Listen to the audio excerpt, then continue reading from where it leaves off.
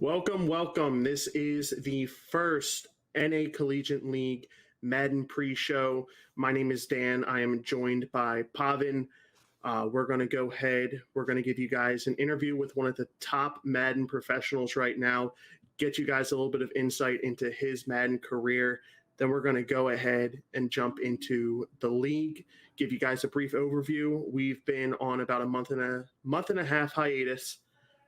So we're going to go ahead, let you guys know where we currently stand for the first 4 weeks and a little bit of insight into this week's up and coming games. So let's go ahead. Without further ado, I'm going to go ahead and let Pavan introduce himself. How's it going, everybody? My name is Pavan Lacotte. I'm 20 years old. I'm from Yuba City, California, born and raised in California my whole life. And, besides that, I just play Madden, man. And, Madden is my game. Before playing Madden, I kind of was, 2K, COD, as we all were growing up. But, there was something about me just relates to football really well. I'm a huge Raiders fan, and, playing Madden on the sticks with my brother and my dad kind of got me into competitive Madden. And, it wasn't always around, man. The MCS, aka Madden Competitive Series, started up in like about 3 to 4 years ago. I'm very thankful for that. And due to that, it's, led to NACL and many, many other opportunities that a lot of Madden gamers are blessed to have. And, the sky's the limit on the potential. And, that's pretty much the intro that I got for you guys, but definitely got some, more answers for you guys. Absolutely. What year did you start to play Madden as a game? So non-competitively, like I would say Madden 09, me, my brother, and my dad were just passing the sticks along. I want to say that was Brett Favre on the cover. I actually used the Jets quite a bit in that game. I think the Jets had LaDainian Tomlinson at that time. And, Sean Green, I want to say. I could be completely wrong. It's been a while. But, yeah, that's kind of where I started. And then really I didn't play that much until, like, in high school they dropped Madden Mobile. And, in high school we all had phones. We all could pull them out during class, and I was a little deviant. I was a good scholar, but I was always trying to pull out my phone, get the new Madden Mobile cards, and sell those cards for coins. And from there, kind of a lot of my people in my high school were like got onto that wave. So I kind of started a trend of Madden Mobile, and I'm like, you know what, man? Let me take it to the next level. Let me get on the console. I'm kind of tired of all these guys kind of ruining it, not ruining it, but kind of like what's the word I'm trying to just kind of making it plain. So I got on the console, and from there it was Madden 15. I got the luxury of, getting gifted a PS4 on Christmas from my parents. At that time, it was definitely a struggle to get these type of new consoles, new equipment, new setups. And, I'm very thankful for that. And, I ended up getting Madden at like $20, which was also a steal for me. And from there, I just kind of learned it, got beat multiple times, and from there each Madden I got better, from Madden 16, 17, 18, and so on and so forth, until I started competing in Madden 18. Gotcha. So it's only taken a couple years from you to start competing to really conquer the competitive scene for Madden. Correct me if I'm wrong, but I believe a little birdie told me that last night you just placed top 8 for the MCS. Yeah, so I could kind of break that down for you, my guy. They're holding this annual tournament. It's called the Club Championship. Basically, that means that there's 32 NFL clubs. I have the luxury of representing the Raiders. Basically, how that goes is, there's either 4 or 2 contestants that try to, represent the Raiders, and those 4 or 2 duke it out until, there's one guy left. From there, they throw you in a 32-man tournament with all the NFL teams. So, if you're a fan out there of any team, obviously I already said I like the Raiders. I always represent the Raiders, but, if you're a fan of the Eagles, the Steelers, any team, you could go out there and compete. Just only thing is you have to be older than 16, which most of us are. And, that's really kind of crazy that anyone could go out there and compete. I got Final 8 yesterday, which basically means yesterday was the first set of games. Everyone else has to still play. And from there, basically, I played my division, which was I played the Chargers first. That's kind of how it goes. You play your division, then from there you go play another AFC member. But I played the Chargers first. I won 24-10. And after that, I got to play the Chiefs for the division championship. I won 26-7. Now I'm in the final eight. I know who I play next. I'm gonna be playing the Pats, but the thing is, we're waiting 2 weeks so we could see all the other teams get settled down to that final eight spot. So today, later on, they're going to be doing a couple other teams to get to that final eight spot, the AFC South and the AFC North. Next week, they're going to be doing the whole NFC. So, I'm in a good spot right now. I get to kind of sit back and scout and just, relax a little. Absolutely. Playing Madden from a competitor standpoint is such a different ball game. You have to know what plays work and which situations and everything. But just what was the Madden game that you played that was your favorite? Like for me, I really enjoyed Madden 25. I thought the mechanics, the Ultimate Team, I thought it was such a good game. What was that Madden game for you that really made you decide, I love this game? So the funny thing is, I think I played so little Madden 25, but it was an amazing game, man. Everyone talks about how good Madden 25 was. I really wish I got to play it in full. But to me, give me a second to think right here. I would have to say, I have two options. Obviously, either it's Madden 15, because that's the first time I got it. And at that time, it was more of a hobby than a, competitive stage. Because sometimes, when you are a competitor, the game tires you out, man. So I still have love for the game, but not as much love for it as a hobby or me, having fun, rather than how I did in Madden 15, just getting home after school, picking it up and playing. And then my second one would have to be Madden 18. That's the first year I got into the competitive scene. That's the first year I kind of got my brand out, my name out, and I was a young, hungry dog. And the same thing goes for that. A funny story is I got a reduced schedule. It was my senior year of high school. I got a reduced schedule. I did have a job at the time, but I got a reduced schedule just to play some more Madden. So every day after senior year at 12 o'clock, I'd get out, go home, get on Madden, play some money games, play the best competition I can, play it so much. And, that really gave me a nice, head start. And it was well worth it, to say the least. So Madden 15, Madden 18, the game mechanics, they're kind of iffy. Madden 15 was beautiful, though, in my opinion. It's just, I think it was Sherman on the cover, Legion of Boom. How can you not love that? And then Madden 18, the GOAT, Tom Brady, was on the cover. And they're both nice pass-heavy games, and it was just the mechanics were really nice in both those games. I couldn't agree with you more, man. Speaking of mechanics and everything, with the way Madden 21 plays right now, what would you say is your strongest aspect of your game? Are you more of an offensive player? I mean, hearing the scores from last night, it seems like you might be more of a defensive player. What do you contribute your best game to? So I would say I'm really well balanced on both sides of the ball. The thing that, really dictates that is, what type of Madden it is. So last year, Madden 20 was heavily defensive and heavily run the ball. So, I'm a passer, man. I love to pass the ball out. I will run when I get the chance, especially if I know you can't stop it, but I love to pass. Madden 20 did not favor me at all. But this year, I feel like it definitely favors me. You could play really good defense and you could air it out. The only thing is, this year is the first year ever where they're doing competitive MUT. So MUT is basically Madden Ultimate Team. Basically, you can use any card. There's no restrictions on what card you can't use. All 99s out there, and it will be 99s all out there soon as the year goes on. That's just how it works. Rather than, the past couple years, it was salary cap, which is there's restrictions on who you can use. You can't have all the best players. For example, my tactics were, I'd used to use gold old linemen, which, it's not the best move, but for the way I like to play, I need my receivers out there. I need my quarterbacks, and I need my, safeties and cornerbacks and my quarterbacks. But that's kind of how it works. You kind of have to, I guess you could say it's like fantasy football, where you can't have all the best players out there. You got to strategize.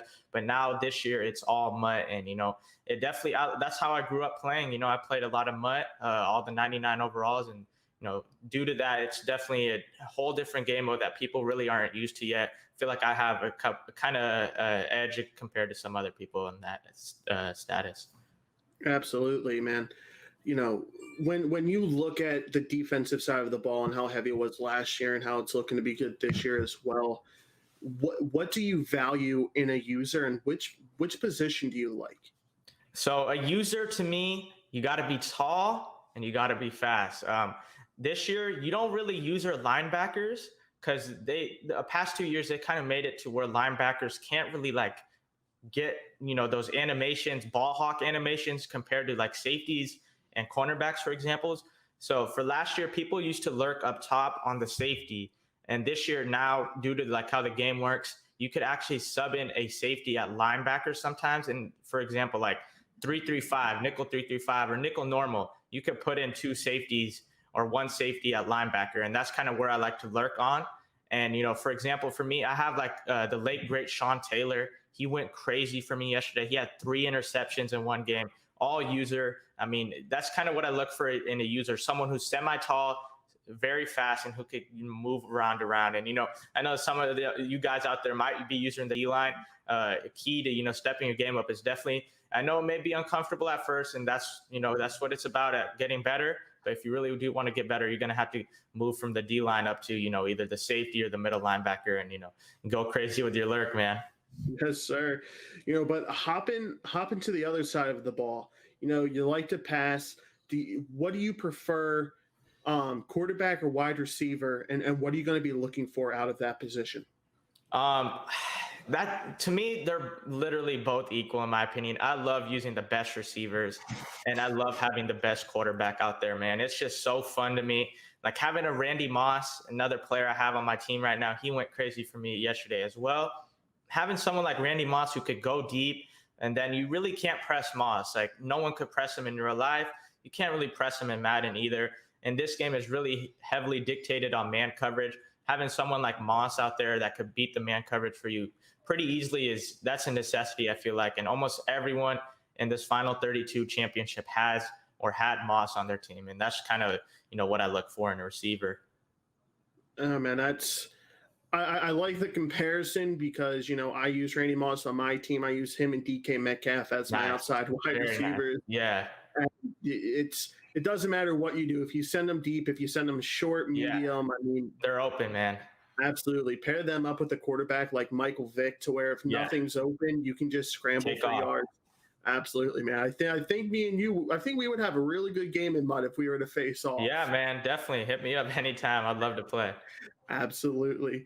Last question for you, because I'm sure this is going to be on a lot of people's minds. How did you get into the competitive scene? Because obviously you're killing it. Yeah. But how did you get into it? So definitely, I got a couple of answers for you. And going back to high school days when I was on my phone a lot, that was literally the raw beginnings of the MCS.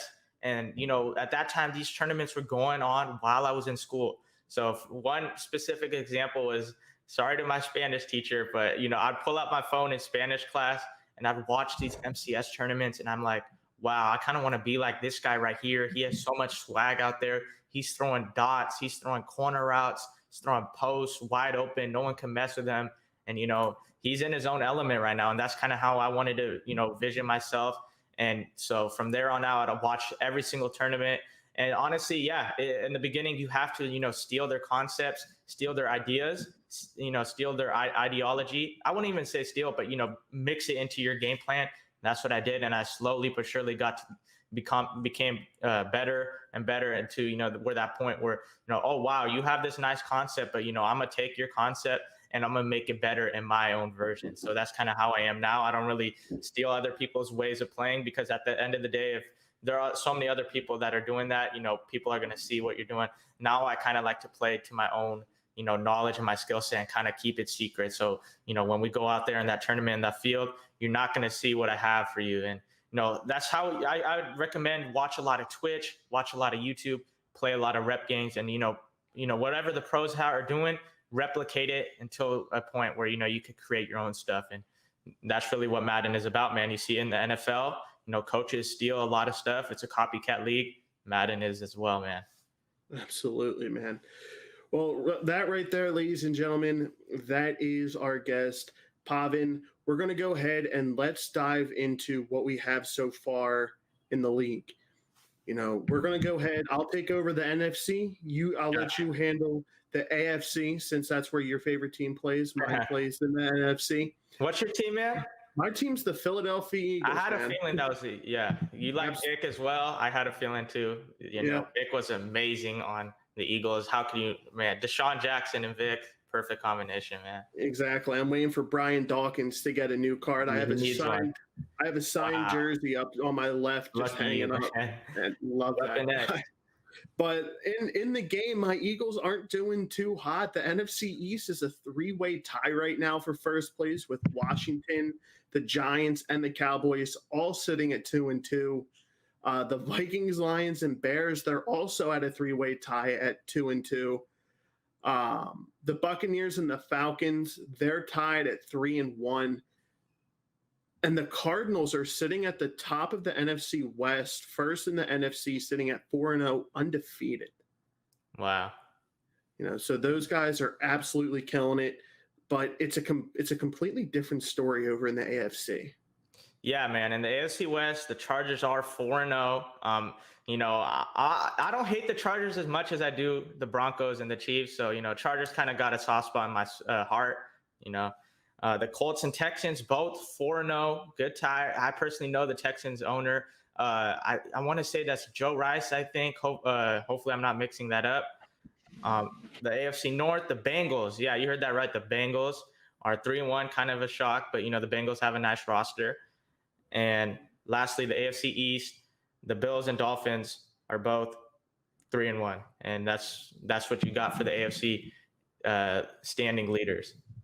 Absolutely. We're going to go ahead, jump into predictions for this week. To start it off, we're going to have the Ravens and the Bengals. It's going to be an interconference game. I think it's going to be really good. They're both a very balanced team. They both have a very good offense. Defense is right up there with them. I'm going to expect a lot of passing the ball from the Bengals, a lot more of a balanced attack from the Ravens. I have the Bengals on top, though, this week, improving to 4-1. Got you. And then on the other matchup we got is the Vikings and the Seahawks. And, two very good teams. The Vikings have a very balanced attack on offense, and they are able to get turnovers on defense. That's kind of how I play on Madden myself. You have to play good defense, and then from there, you really could do anything on offense, just whatever your opponent cannot stop. Let's see what else we have. The Seahawks, on the other hand, have been struggling to get the offense going.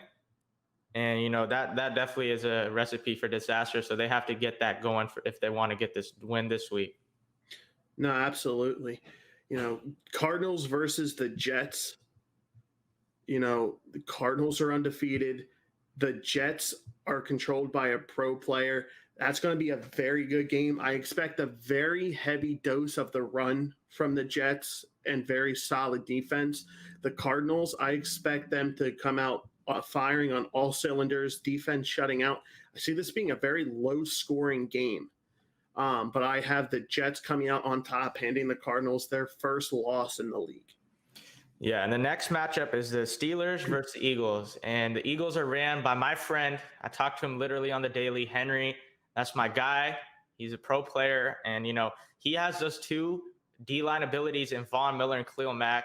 I was literally talking to him when he drafted them, and he said, I'm going to have some fun sacking these guys in these leagues. So, you already know his defense is going to be on point with that.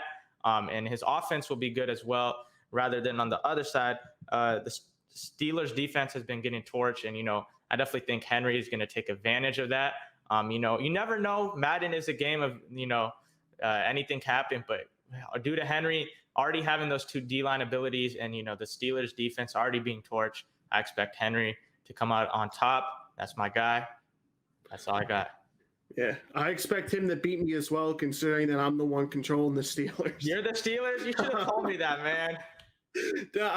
Look, man, I've gone up against two pro players the past 2 weeks, and they've scored an average of 80 points against me. My defense, I thought my defense was good. It was a solid all the way around, but those pro players are going to get me, man.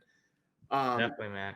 It's all good. That's how you get better. Seriously, man. Learn from it. It's a learning experience. Absolutely. I've been hopping into a bunch of the pro streams, and I love watching it. I love that. But ladies and gentlemen, that right there, that's a little bit of an inside mine of Madden pro player Pavin. We're going to go ahead. We're going to get you the top 10 plays from the league so far up to week 4.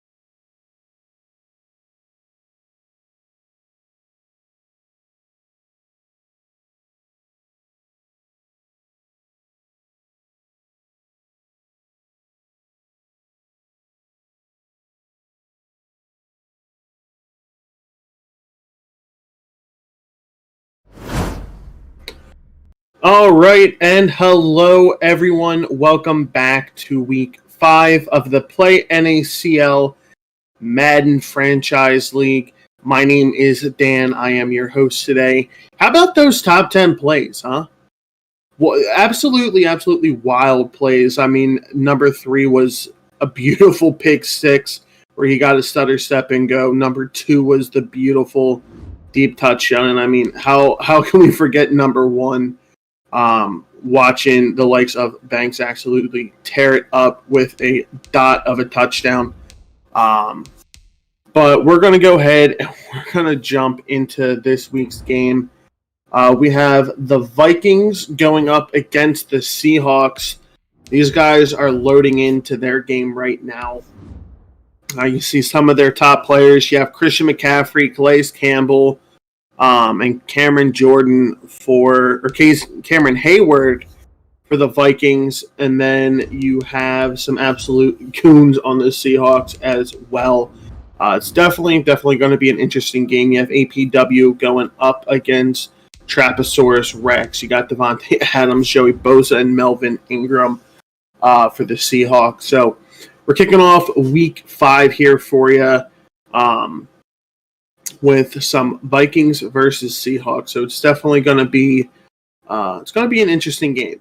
I'm excited to see who's going to come out on top. You have two very different running backs, different offensive, different defenses. I know the Seahawks are going to be looking for their first win of the year, so I'm definitely going to be looking for them to come out big. But we're kicking week 5 off with a very solid game. So excited to get this underway. 8-minute quarters, 4 quarters per game. You all know the drill.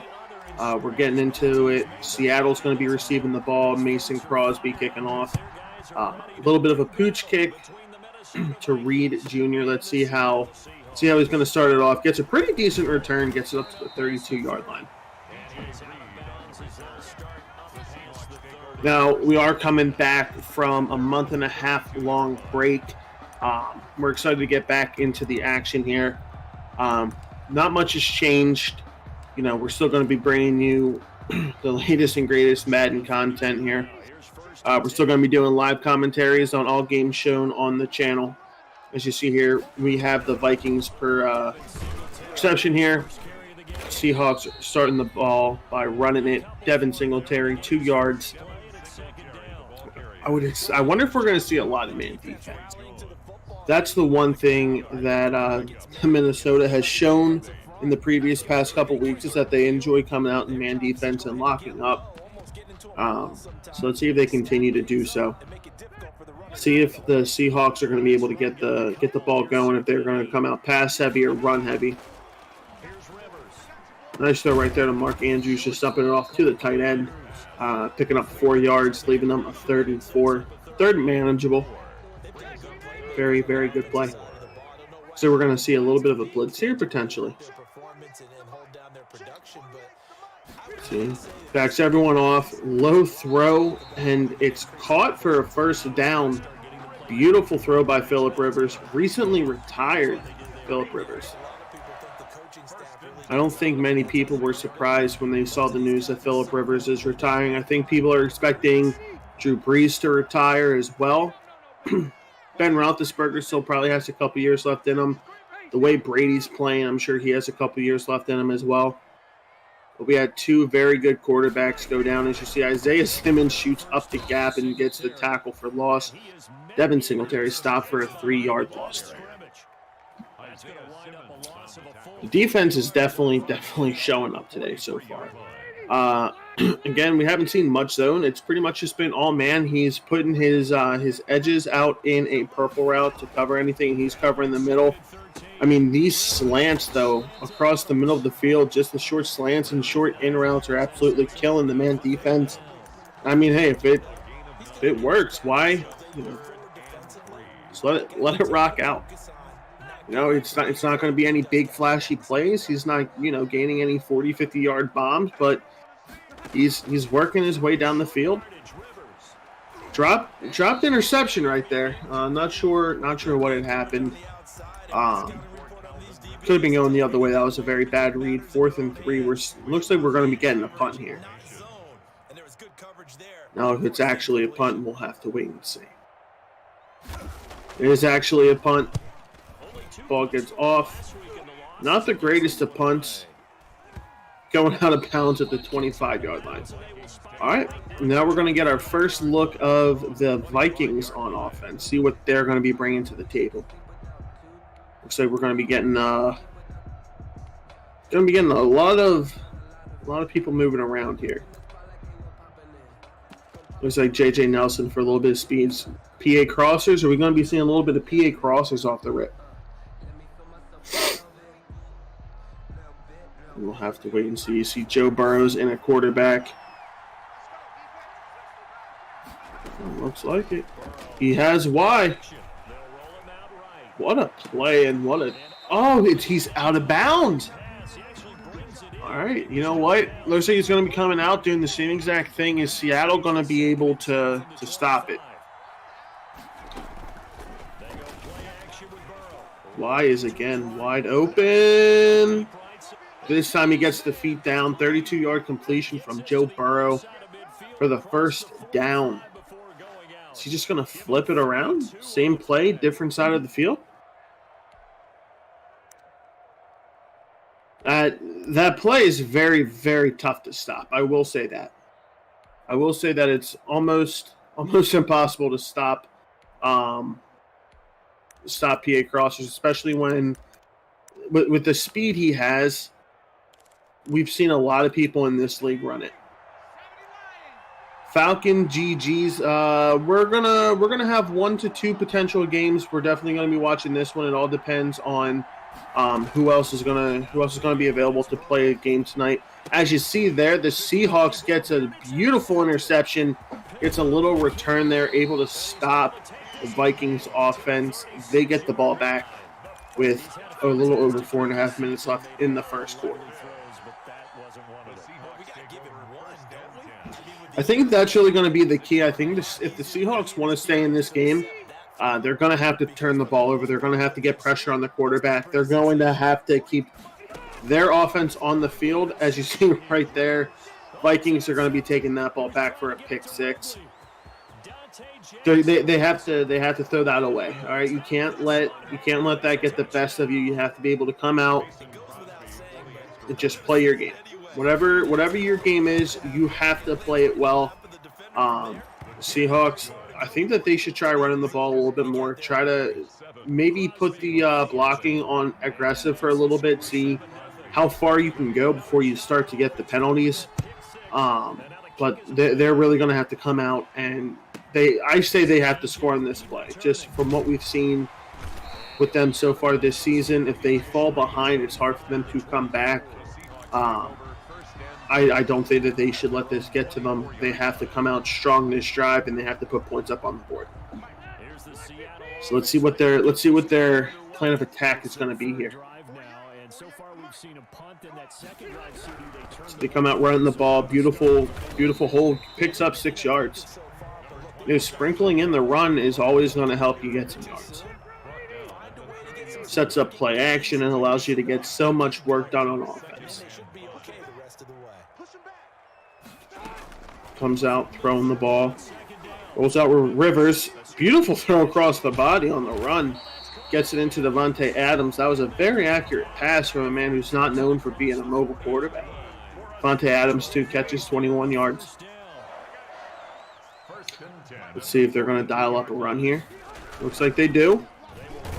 And it gets stopped for loss. Looked like a loss of 1, but it's going to go ahead and it's going to be 2nd and 10 here. See defense making some adjustments here. Let's see what the Seahawks are going to come out in. Looks like everything's bottled up. Phillip Rivers is going to get sacked. That is an 8-yard loss. 9-yard loss. Wow. All right, 3rd and 19. Minnesota's defense is just, it's effective. A lot of man. You got your flats. Everything's getting bottled up. Corner route and a user interception. All right. So right now, Minnesota takes back over. They're in positive territory here, 48 yards until you get to the end zone here. Looks like they're in a good position to put some more points on the board. Make the proper throws.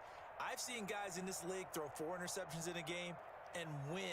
He's got to understand. See here, Seattle might be making a little bit of changes here. Minnesota has their play ready to go. A little over 2 minutes left in the first quarter. Minnesota here coming out, and none other than PA Crossers. All right, audibles to a run. Picks up a solid 8 yards on the first play of the drive. Looks like we might see a little bit of audibles coming out of this formation. Yep, he audibles Zach Ertz out, puts in a wide receiver to give him a little bit more speed in the bunch set. Zach Ertz is now on the outside rather than on the inside of the bunch. Puts him onto a corner route. Pushes him out. So what was able to get here. Y is wide open. That's Christian McCaffrey getting down to the 10-yard line. Great playmaker by Joe Burrow. Comes out in a no-huddle offense. See what play call he's going to dial up here in the red zone. Motions out Zach Ertz. And wide open. That's the second play in a row to where he's had the running back go out onto a little cross route over the middle of the field and just playmakers him straight up, and it's just wide open for a positive gain. Short drive, only 3 or 4 plays there, but it results in a touchdown. That is a 13-0 lead, pending the extra point lead for Minnesota.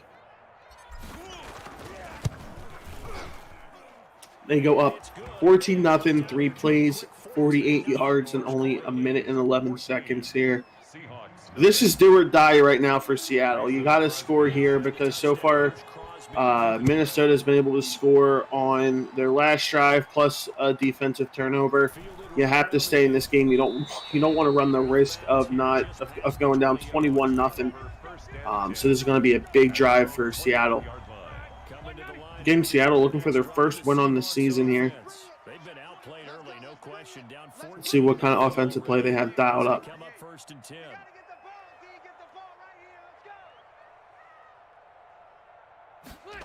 Starting off with a run, picks up about 5 yards.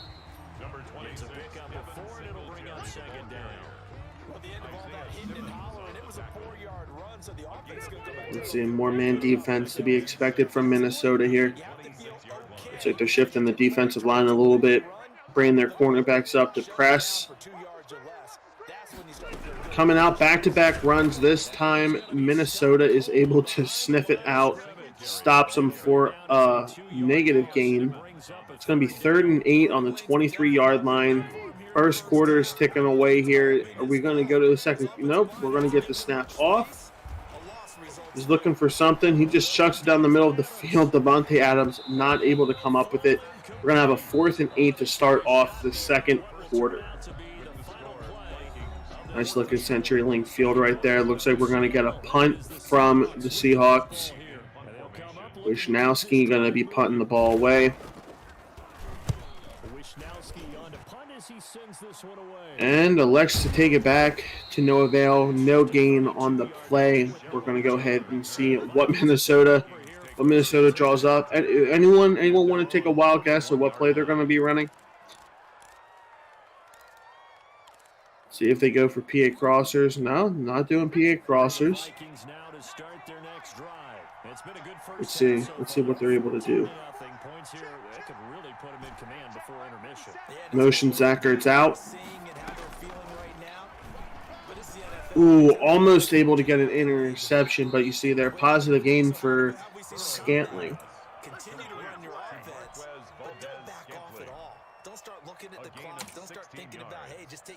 Let's see. Might be coming out with the same exact play. I mean, that looked like an outside slant was just wide open.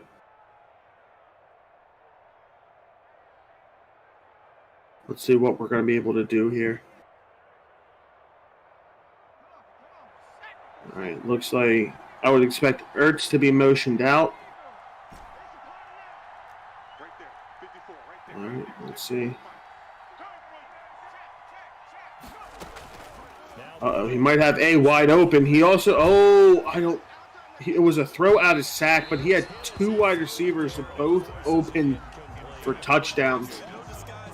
That could have been very bad for the Seahawks. I wonder if he's going to try to come right back at it with the same thing. He had a little bit of pressure in his face. It was a throw out of sack, but defense got away with one there. Looks like it's going to be the same exact play, same exact routes. RB, again, wide open for a touchdown. And that route combination is absolutely disgusting because it looks like the corner route takes the deep blue zone and it just leaves the guy in the middle who's on the streak to just get wide open.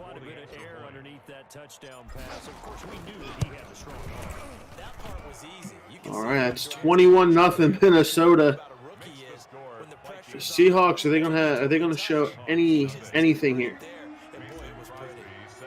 Got to see something on offense. They had a takeaway early in the game, but we haven't seen much on defense since.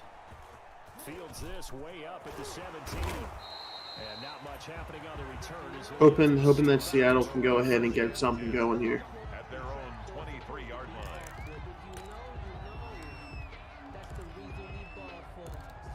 More and more man defense coming from Minnesota. Little play action pass from the Seahawks. Rolling out on the run.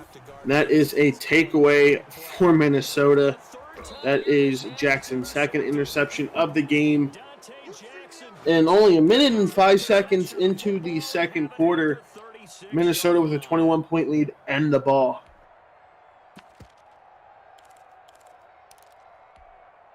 Good starting field position for them here as they come up 1st and 10 at their See here, RPO. Christian McCaffrey able to pick up a solid 6-yard gain there. Only the second time we've seen the ball run tonight by the Vikings. Appeared to be an easy decision. Just gave it inside. Nice steady game. 6 yards on that last play. Here's 2nd and 4. See Minnesota coming out, making some audibles. You're going to have Zach Ertz going across the middle of the field. Just throws the ball away. All right. 3rd and 4 for Minnesota. If Seattle can get them off the field here, that'll be an absolute great stop for them. Something that they need right now.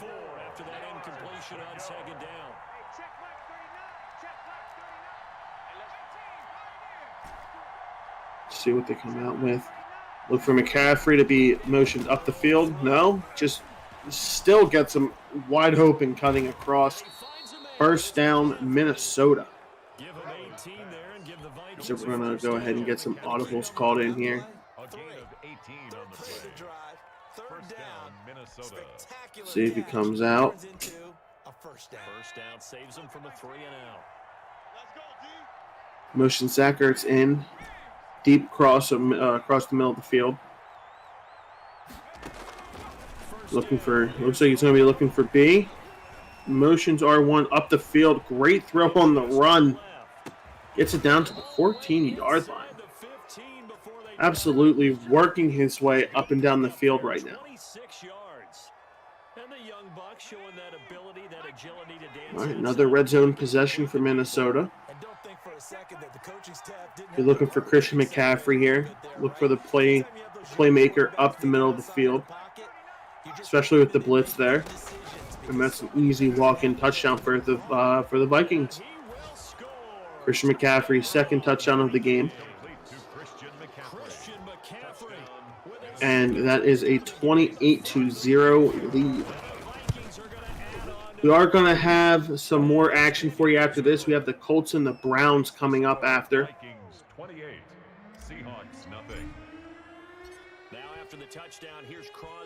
Little pooch kick here to Hunter Henry. Going to be able to take it out to roughly the 27, 28-yard line. And they will wrangle it down a couple of yards shy of the 30. 10-10 at their own 28-yard line. Coming to the line here to begin. You have Seattle here. Seahawks offense. And last time, Not able to get much on offense. I don't know if they've gotten past the 50-yard line yet. Offense is just kind of falling apart. Their defense is getting worked on, and the offense just isn't able to get anything going right now. Nice little out route there to Ridley. 3rd and 2. Let's see if they can pick up the first down here. it's a gain of catch good for 5. It's 3rd and 2. You can't block me. You can't block me. Rivers. A short throw. See there, they're able to get the first down. A little under 4 minutes left in the second quarter. More man defense from the Vikings. 48 for Mike. Yo. Let's see what play Seattle has called up here. Looks like he may have had the tight end open for a second, but he dumps it off to Miller. Picks up some good yardage, makes it a manageable 2nd and 3.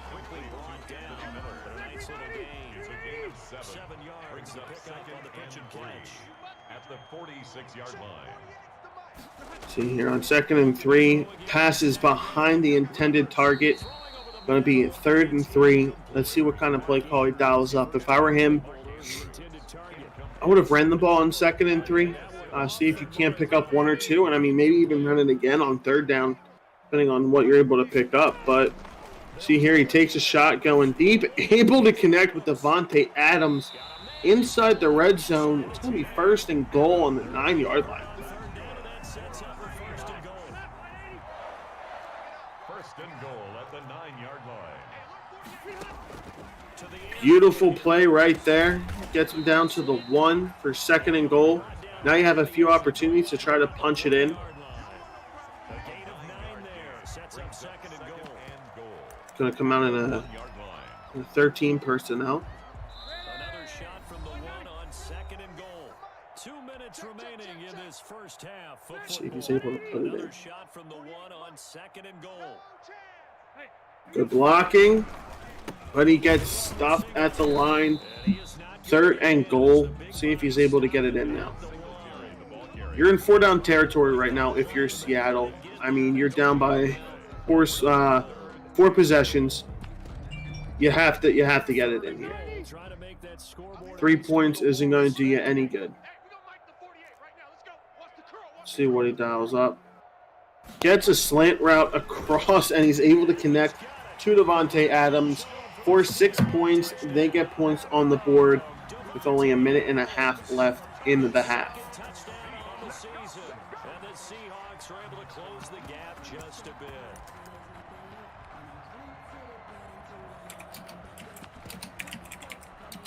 Aldrich Rosas on for the extra point. See there, kicks up, and the kick is good. Seattle cuts into the lead, 28-7. Now let's see if they're going to be able to play some defense. If they can come away with even more points this half, they're going to set themselves up for better position. Here is Wisnowski to boot it away following the touchdown. And a fair catch signaled for and taken successfully. The Vikings take over first All right. and 10. They haven't the Vikings haven't come out in PA crossers in a while. Let's see if they go to their other money play, which they are. Look for him to throw to RB, aka Nelson there. Motion out Zach Ertz. Might have A. He throws it to McCaffrey. Still able to get it to the opponent's 45-yard line. Comes up in no huddle. Now he's just calling some hot routes, putting some people on slants and crossers. And now they're just looking to add to that You have Zach Ertz, who's able to toe tap on the sidelines down to the 24-yard line in what seems like just seconds, setting themselves up to put points on the board.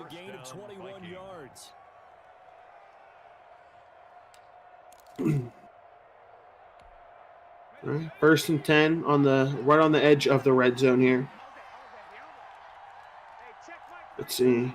He has a bunch of slants, out routes, curl routes. Let's see who's going to be looking to go to here.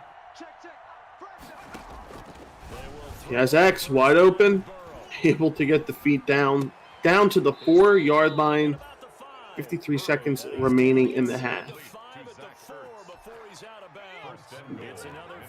Looks like we're experiencing a little bit of network errors in the game. Nothing that's going to desync them right now. Calling his audibles.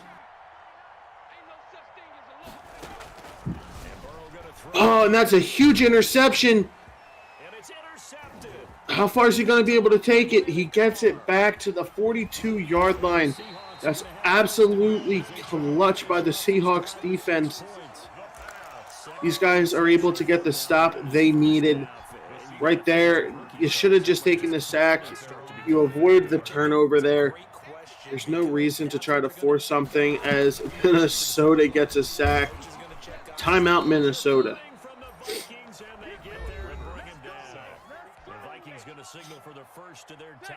Should have coming out more man defense as, yep, looks like he's going to use her. No, he's not going to use her rush. Let's see what route he's throwing to. Devontae Adams.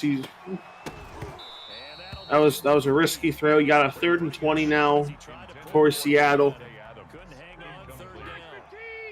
More man coverage from Minnesota. They come out running the ball, picks up a few yards, but to no, they're not going to prevail. They're not going to get the first. Minnesota's going to call their 2nd timeout. I would expect to see a punt.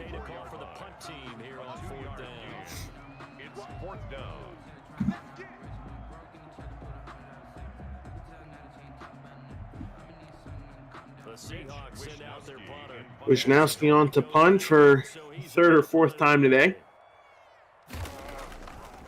Not the furthest punt, but not the furthest return. 24 seconds. That seems like it's going to be plenty of time for Minnesota to try to get into field goal range there on the 31-yard line. And the one thing that they've showed us this game is that they're able to come up with big plays very quick. So you see here, he's going back to that money play again. If this is a cover 4, I would be looking for, I'd look for A to get open. Motion out, Zach Ertz. RB is going to be open. Does he have the arm to get it there? Yes, he does. He gets it down to the 10-yard line. 15 seconds left. You have time for 1 or 2 plays to try to get into the end zone, and then looks like you might be taking a field goal. But let's see what play call he has up. With the way this is looking, if this is a blitz, he's going to have RB or Y over the middle of the field if there's some pressure coming his way. Looks like he backs off, throws it to Y. Only a couple yards there. Doesn't have that timeout. Able to get the spike off. Let's see if he goes for 3 or if he's going for the touchdown. He's looking for the touchdown. He's trying to come out, assert his dominance, and take a 28-point lead going into the half. Let's see what route he's going to look for. Nothing open. Scrambles with Burrow. Throws out of bounds, not to throw an interception. And that is halftime. All right, ladies and gentlemen, stay tuned. We are going to go to a short commercial break. We are going to come right back after, and we are going to be live with Browns versus the Colts. So make sure to stay tuned, but we're going to break. We'll be right back.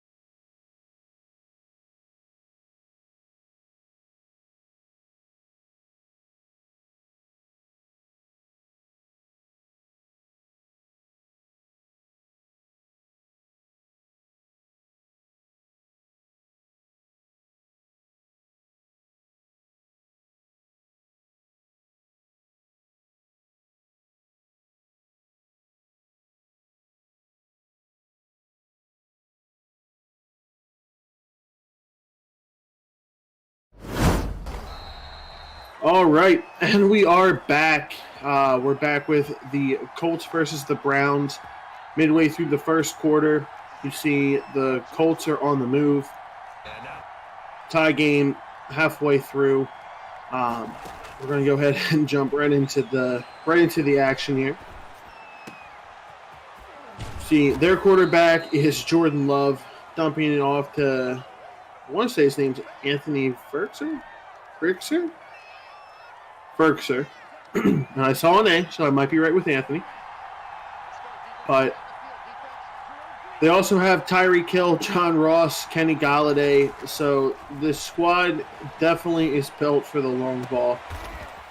You see Jordan Love, though, throws an interception to Trey Boston.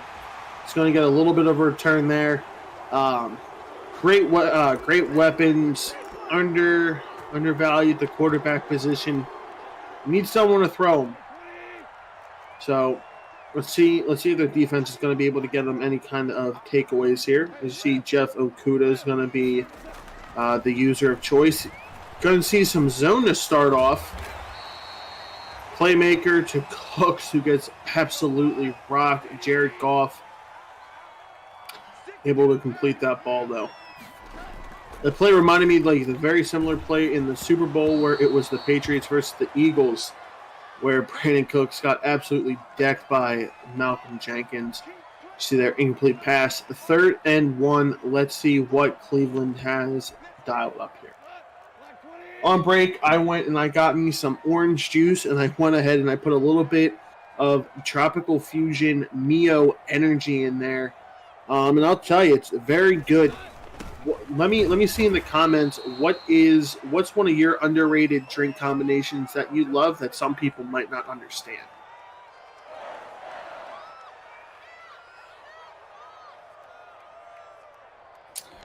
See there, they are able to pick up the first down. Minnesota's still up 35-7 in the game we were watching just a little bit ago. See Browns here, 1st and 10, little play action, dumps it off to Philip Lindsay, who gets absolutely rocked. Picks up the first down, however. We're going to see the Colts making some adjustments. Looks like you have Patrick Peterson in at middle linebacker in the nickel formation here. Colts definitely value speed all on the field. Colts are one of the top teams in the league when it comes to offense and defense. See there, they get a sack. Very, very quick. Do the Clevelands get pressured? We're going to see another blitz here. We might. Looks like he's sending a little bit of heat from the right side there. Play action from the Browns. People got backed off. Playmaker up the field and incomplete pass. We are going to see a 3rd and 20 here. I'm rocking out solo on the commentary today. I am joined by Newt from the Play NACL. Absolutely great guy. He's running production. We are going to have Overlord, who is running the Seahawks right now, after joining me for a little bit of commentary for the Ravens and Bengals game that is going to be coming your way after this. So we do have another game here for you. As you see there, on 3rd and 20, the Browns are able to connect and pick up a first down. Absolute great play call there. We dominate today. All right, 1st and 10 on the opposing 48-yard line. Jared Goff takes the snap, hands off to Philip Lindsay, who's breaking away. Absolute great play design, able to pick up a 48-yard touchdown. Great play call. Philip Lindsay in the end zone for 6.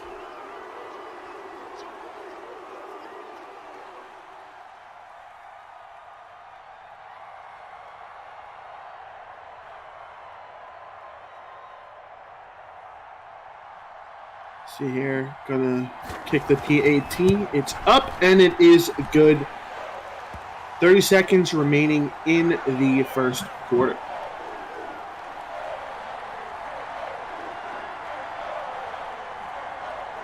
Minnesota did score. They are up 42-7 with 2 minutes left in the third quarter. All right, the Colts are going to take the touchback. Colts down 0-7. First quarter winding down. Surprised we haven't seen a deep ball to Tyreek Hill yet. See if that's coming up. We do know of this formation. We just saw get a one-play touchdown last stream. See there, Kenny Golladay is playing the tight end position for the Colts. Picks up 20 yards. Play gets flipped, trying to get one more play in before half. 3 seconds left. This is going to be the final play. All right, throws out of bounds to end the first quarter. So not as high scoring of a game so far as the last one. Obviously, that game you have an opponent who's over 40 points. This one's a little bit more close. You currently have the Colts driving. Cleveland's already up 7. The thing about the Colts is you're going to have a lot of players out of positions. You're going to have wide receivers at tight end, wide receiver at running back. You have Jordan Love as quarterback. It's on 3rd and 5. Javon Hargrave gets in for the sack. Going to call no huddle, and we're going to see the Colts go for it on 4th and 10 around the midfield mark. RB is open. He throws a wheel route to the outside that is wide open for a first down. Great play call. They're on now the opposing 41-yard line. Looks like he's going to call some in routes, some out routes. You have a streak. X is wide open. John Ross picks up the first down, 8 yards away from the red zone.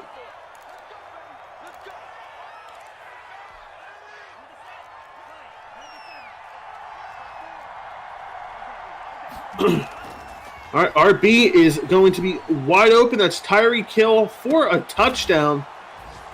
That right there, ladies and gentlemen, is now 6-7. Let's see if they can tie it up with the PAT.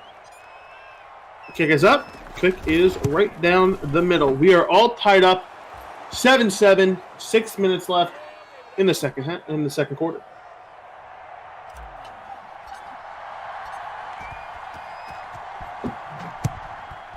See here, Giovanni Bernard going to take the kick back. Stops, gets a great burst up to the 30-yard line.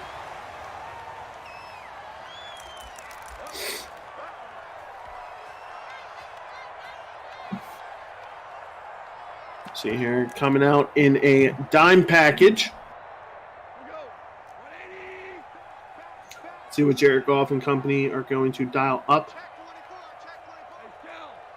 Indianapolis does not have the same running presence that Cleveland does, as Cleveland comes out in a play action, gets it over to Cole Beasley, who picks up a couple yards.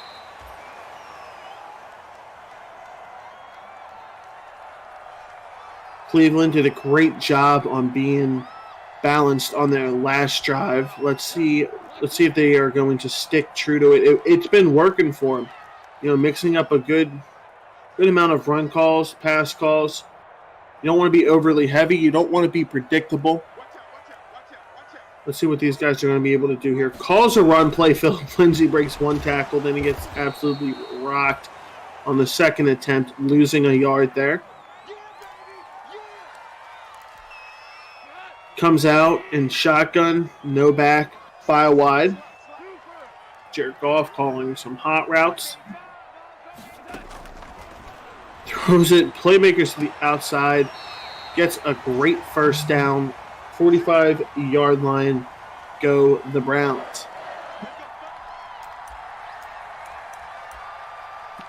All right, looks like they're going to be coming out of nickel 3-3-5. It's a very, very overpowered defense so far this year in Madden 21.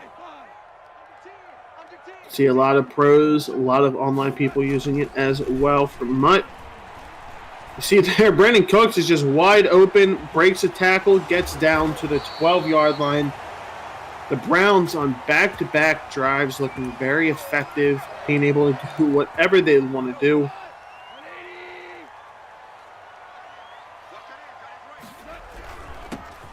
Also, Minnesota has scored yet again. It is now 49-7.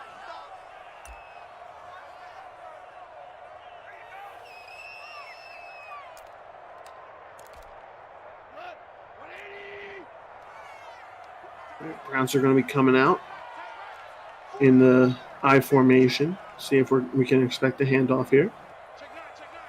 Ball does get handed off to Philip Lindsay, but Patrick Peterson comes in and rocks him.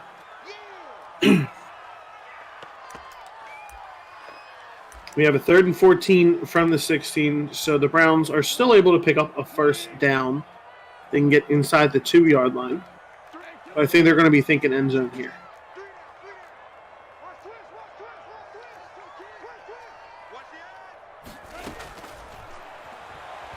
Ooh, almost able to pick up a first down and potentially even a touchdown. 4th and 14. Let's see what the Browns are going to come out and do.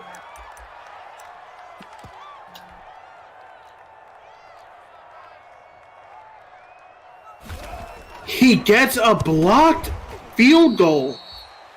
That is not something you see every day in the world of Madden.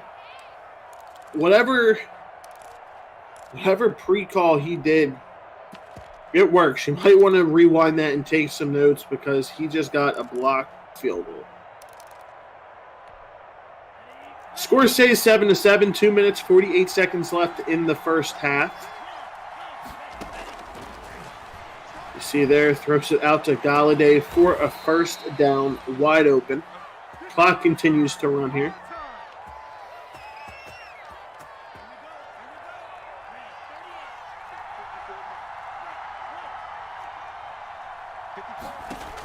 RB, wide open over the middle of the field. That's Tyreek Hill. Huddle up, goes to the 2-minute warning. 2 minutes left in this first quarter. This game is absolutely flying by right now. See here, Kenny Galladay is getting put on a post. Next looks to be wide open. That's John Ross. 2nd and 2. 1 minute, 40 seconds left in the first half.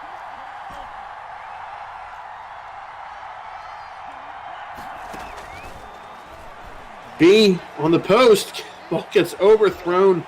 And that is the second red zone interception we have seen from Jordan Love. Game remains tied. Minute 25 left for Cleveland to try to go down and score.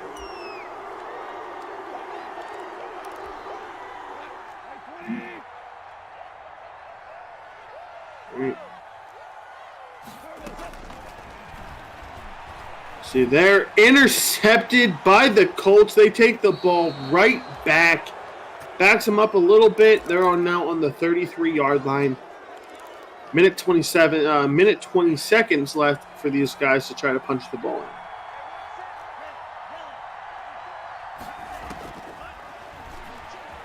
See there, John Ross gets the ball. Pickup of 8 yards. They're doing a huddle up, 10-second runoff. We are in the final minute of the second quarter. So here he's calling some of his hot routes, audibling some guys around. And you see there another red zone interception. Browns get the ball right back. Trey Boston again. That's his 3rd interception we've seen trying to go for a touchdown pass. And all of them have just been overthrown. It really makes you wonder if he had a higher overall quarterback who has better accuracy, would he be able to get these? As you see here, the Browns again turn the ball over, and this one might be going back all the way down at the 8-yard line.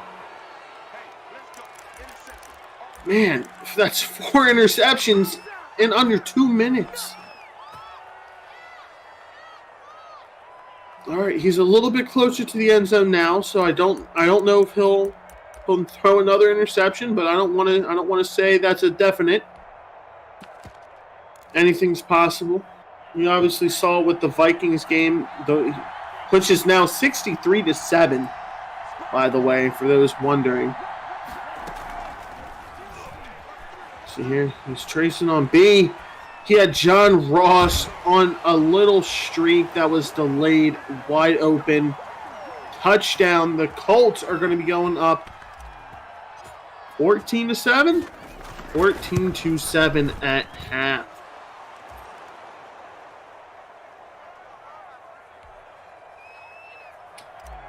All right. Cleveland is going to have 28 seconds left to respond. If I were these guys, I wouldn't throw another interception. You've already thrown 2 of them in under 2 minutes. Just do whatever you can, but don't turn the ball over. Do not give these guys another opportunity to score before half.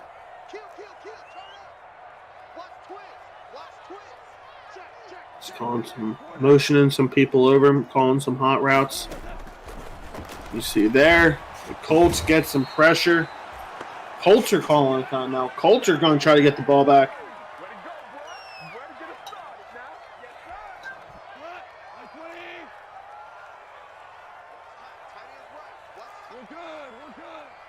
Second and 19, 23 seconds left in the half. See a mixture of man and zone here. Cole Beasley's getting motioned over. And you see there, Odell Beckham starts to spring loose for a 30-yard gain. Cleveland takes a timeout. Cleveland trying to put some points up on the board before half.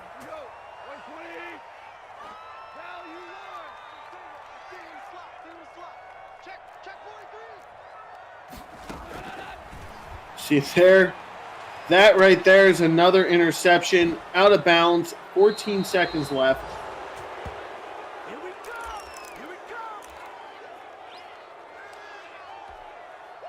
All right.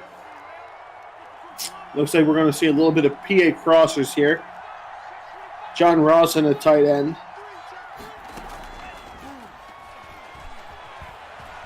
And not able to get both feet in bounds. 8 seconds left remaining. Let's see what these guys are able to dial up here. All right, we know this play has gone for a one-play touchdown. Colts are going to go ahead and call a timeout.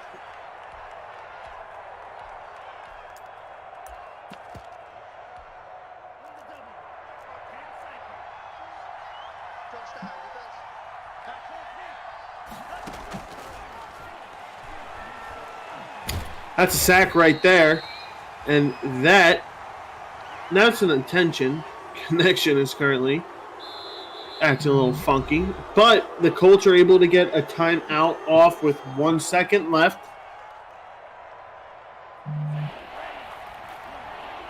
I mean, right now, Cleveland playing prevent defense.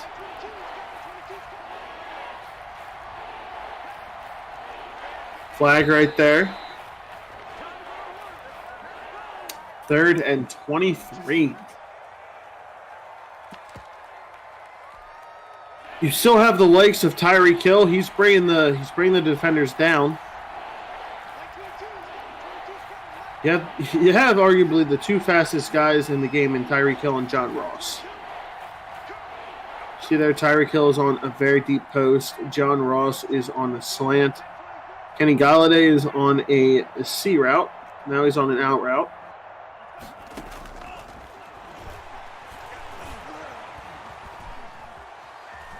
See there, Tyreek Hill. If that wasn't with only 1 second left, that would have set him up for field goal range.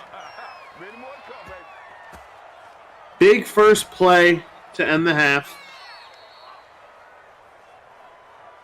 Let's see who's going to go ahead and get it. All right, ball does go to Indianapolis.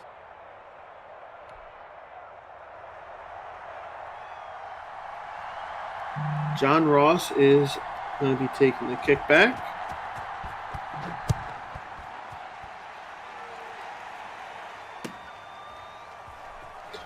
Opt to take a knee.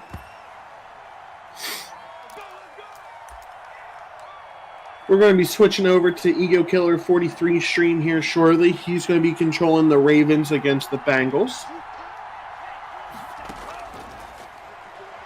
So here, Jordan Love throwing the ball deep. Not able to stay in bounds, but he was wide open.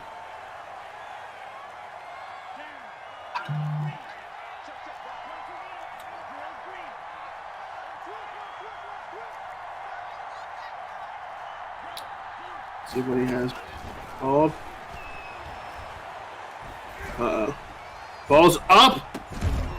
Tyreek Hill just caught that. That is a major defensive blunder by the Cleveland Browns.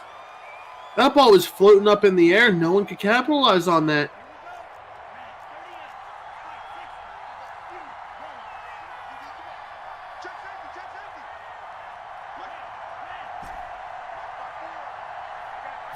All right. On the 33-yard line, 1st and 10. Their motion B to the sideline. A was open for a brief second, but that ball was not accurately placed. 2nd and 10. 14-7. Indianapolis is in a good position to put more points on the board, barring any turnovers. Tyreek Hill got sent deep. X is open right across the middle of the field. Kenny Golladay picks them up 17 yards and a 1st down. They are now officially in the red zone.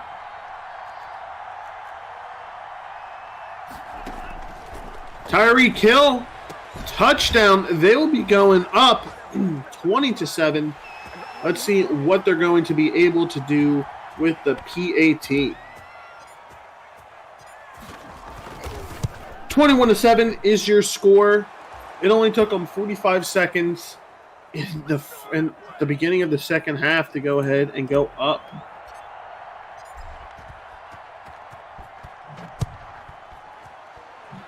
See if the Browns are going to be able to respond here.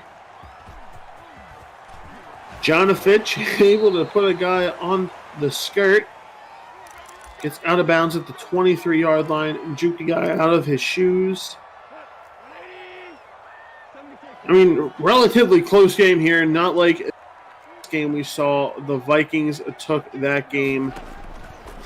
Final score, we'll see if we can get that for you guys. But it was definitely a high-scoring game on the side of the Vikings. So you see right there at the bottom, the score isn't popping up, but we will have the Seattle player coming over and commentating for you guys.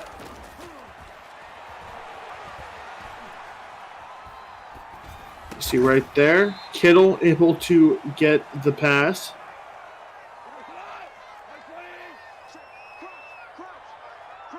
Cleveland's got to do something here. 3rd and 5, 28-yard line. Run the ball, and my God, that is just the spark they needed. 20-yard rush. Phillip Lindsay is 9 for 85 and a touchdown, averaging close to 10 yards per touch.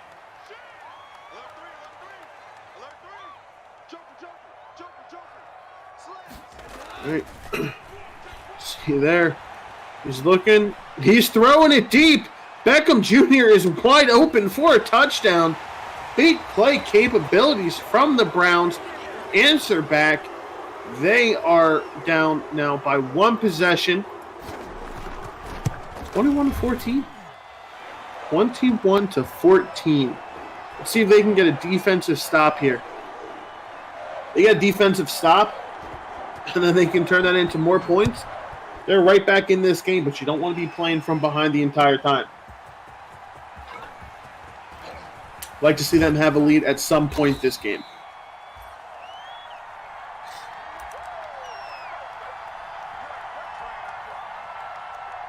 You see Indianapolis is just hanging out in the recent plays. See if they're going to look to go to Tyreek Hill here. Maybe even John Ross. dumps it down to the tight end there. Gets close to a first down.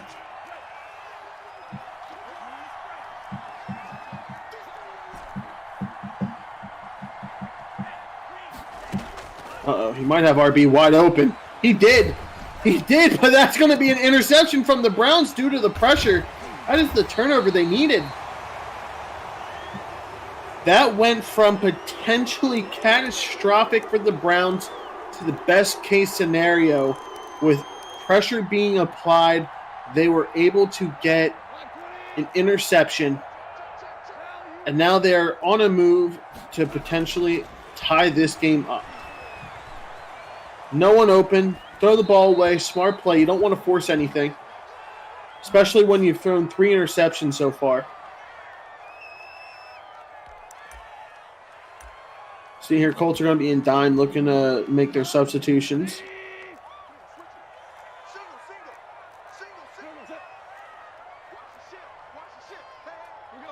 See what play call they're going to come up with.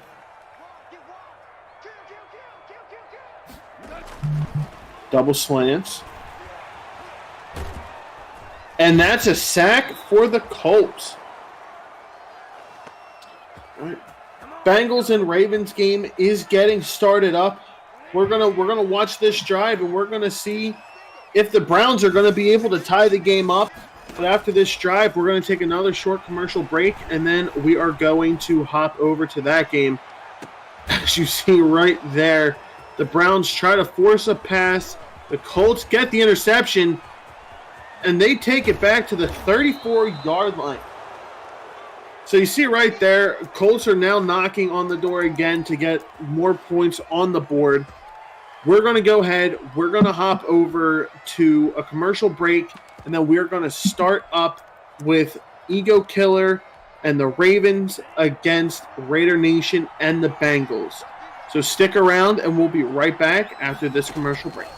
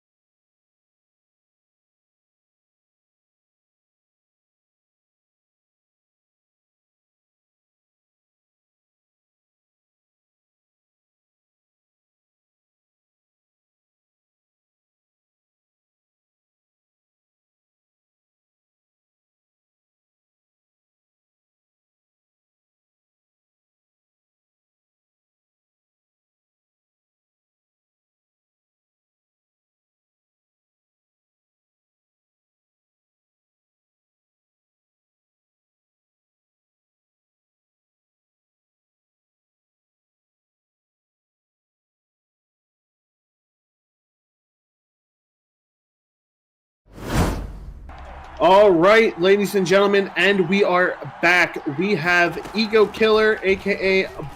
Bobby Pickard, using the Rams here. And the first play of the game looked very similar like the one you just saw. Cincinnati took it for a 75-yard touchdown. That one, they just broke that one off for 39 yards. Bobby got the ball back, had a couple nice runs, and then the drive kind of stuttered out. But you're going to see here, it is going to be a heavy dose of Melvin Gordon, as it's been 2 run plays and now a screen play. So we're picking action up with 5 minutes left in the first quarter. First down, Bengals. Looks like all you're going to have to do is shut down Melvin Gordon, and you might be good. You have Josh Allen to worry about. Looks like they have a good wide receiver with a superstar ability, but looks like the Bengals are really just focused on running that ball. It's a pickup of 3. Brings up 2nd and 7 at the 40-yard line. You see here, big Ravens fan is Ego Killer. Ego Killer actually personally knows Ronnie Staley. They talk in the DMs. They're good friends. But you see there, that's more for a deep touchdown. Bengals go up 14-0. And as the team controlling the Steelers, this is a little bit of scouting time for me. But definitely scary seeing that the Bengals are able to go 97 yards in 4 plays. Jeez. The Ravens take over 1st and 10. Ball's going to go out the back of the end zone. We're going to see what Bobby's able to do here. He's going to go with a power option. He has Lamar Jackson. He has J.K. Dobbins, Devontae Parker, Rob Gronkowski, Keenan Allen. Pitches the ball there to J.K. Dobbins. Able to get, 3 yards. Not bad. Not bad. Made by Jonathan Abram. A 3-yard pickup. Brings up 2nd and definitely going to have to utilize Lamar Jackson's speed at the quarterback position.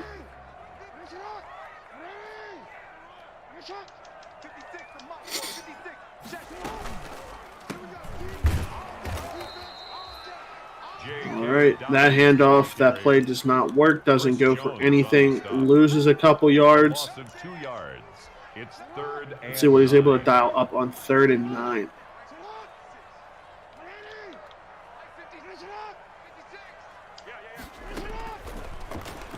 Keenan Allen and Devontae Parker, 2 solid wide receivers. Throws an interception. This might go back. This might goes right down to the 6-yard line. Ego's not happy. Cincinnati is now set up on the 6-yard line. 14-0. Looking to make it 21-0. Little pitch play to Melvin Gordon. Negative play, good run stuff by the Ravens. A loss of 3 brings up 2nd and goal at the Ravens' 8-yard line. 2nd and goal from the 8-yard line. Josh Allen and crew comes out. Looks like they're going to pass the ball. That is a wide open touchdown. They're going up 20-0 with 2.5 minutes left in the first quarter. Make it 21. Ego Killer has to just sit back, regain, and come out. Needs to put points up on this drive. Needs to put points up. Needs to get a takeaway. He has to get his confidence back right now. At their own 25-yard line.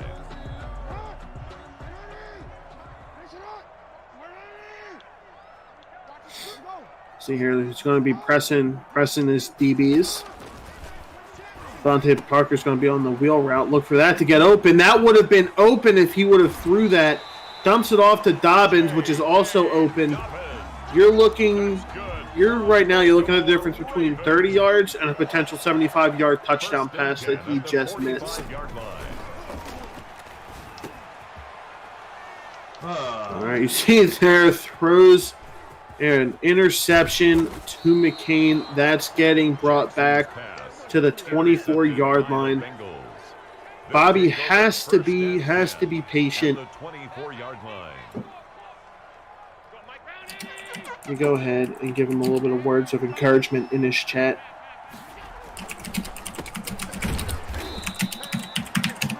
David Montgomery, the ball carrier. Brought down. 21-0 right now for the Bengals. Less than 2 minutes left in the first quarter. Not the greatest of positions that you want to be in right now. Going to be getting a heavy dose of the run game. And that right there is a beautiful pass to DJ Moore. Wow. Wow. The Bengals right now look to be unstoppable. Just everything they're calling, run plays, pass plays, it's working.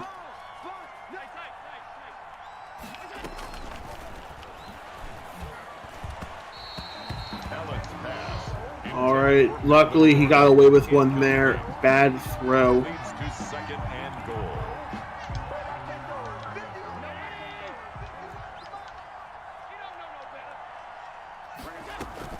Second and goal now from the 8-yard line. 40 seconds left in the quarter. And you see there, Walker gets a wide open touchdown. That's 27 points right now scored in the first quarter. Looking to make it 28.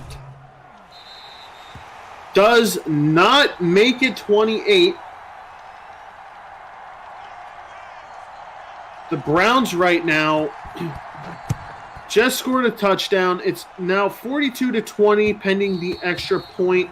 The Ravens take over. The Colts have really started to close the door on that game. They go for two, and they get it. It is 42-22 with 1 minute and 15 seconds left in the third. They're going for an onside kick. I'll keep you guys informed on whether or not they get the onside kick. They don't. That's good for a Baltimore. They don't get it. Baltimore now down 27-0. They need to get something going on this drive. It's crucial. You haven't stopped the Bengals. You have X wide open. That's a. Ooh, I don't know. I don't know what was going on there, but that was a wide open pass that was just missed.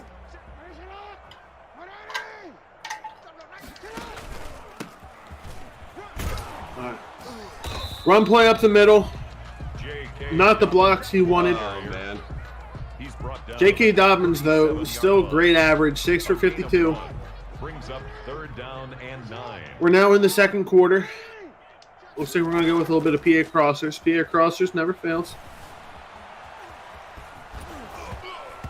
Especially when Lamar Jackson can take off, but he fumbles. Oh, no. Oh, no. That's not what you want to see if you're rooting for the Ravens in this game. It's not what you want to see if you're the Ravens in this game.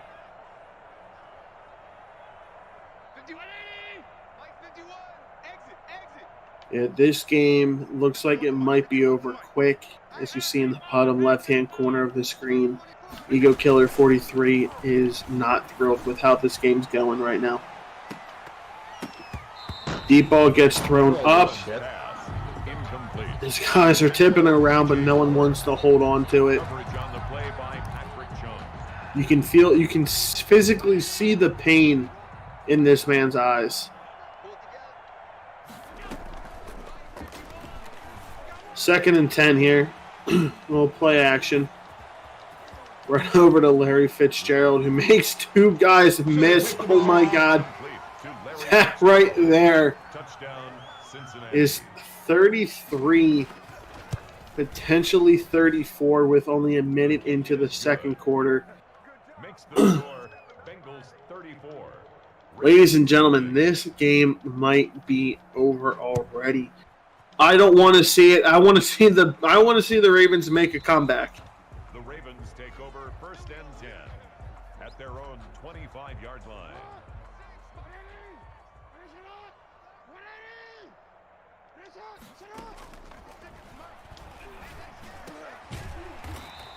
See there. Oh my God, that almost was baited. Luckily, Rob Gronkowski was able to come down with that. First and 10 at the 37-yard line. Let's see here. He's going to have Rob Gronkowski on a crossing route over the middle of the field. That's wide open. Picks up a first down. Gronkowski. That's good for a Baltimore Raven. First and 10 at the 49-yard line. See here, we're going to go ahead and do a read option. Gives the ball to J.K. Dobbins, but Blockshed gets him tackled behind the line for a 2-yard loss there. Brings up second and 12 at the 47-yard line. All right. Jackson sacked by Routes right there was just locked up. There's nothing he could have done. It's 3rd and 22.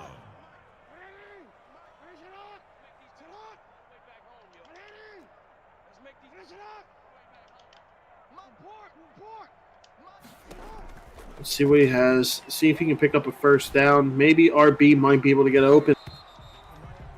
Nobody can catch the ball. Ball is dropped. We're going to be seeing a 4th and 22. It's 4th down.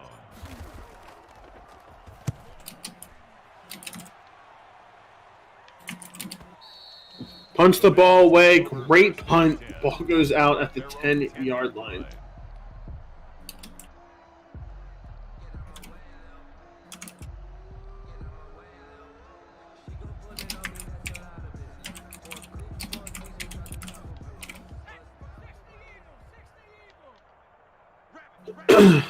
All right, a little bit of wildcat option here.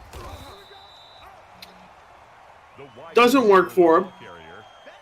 Good stuff by the Ravens. A gain of 2. 2nd down and 8. 34-0.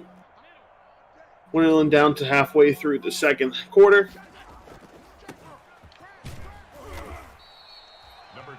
Hands the ball off to Melvin Gordon. Picks up a couple.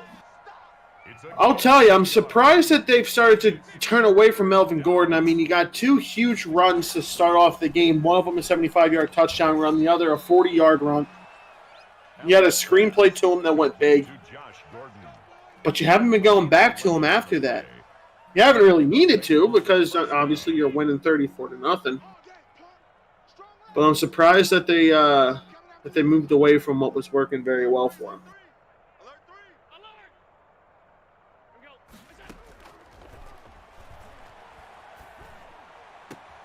First and 10 here. Throws it over to Walker. Picks up a gain of 4 yards. A gain of 4. It's now Cincinnati slowly but surely working their way down the field. This drive started on their own 10-yard line, right? 29.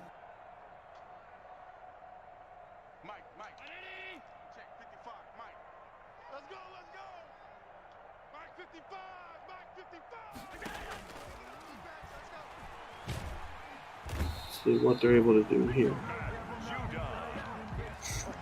That right there is an absolute monster sack for the Ravens. 3rd and 18 now.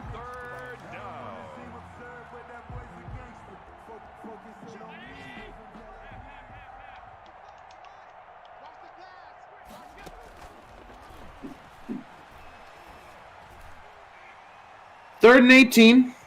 Wow.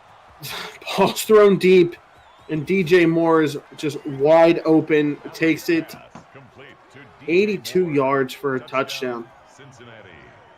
Kaimi Fairbairn lining up for the extra point. 41-0 Cincinnati. Bengals 41, Ravens nothing.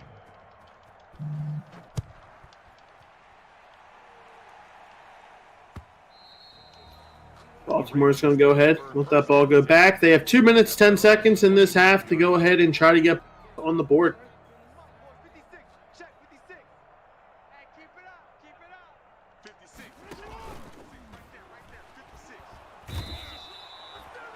And the Bengals get instant pressure.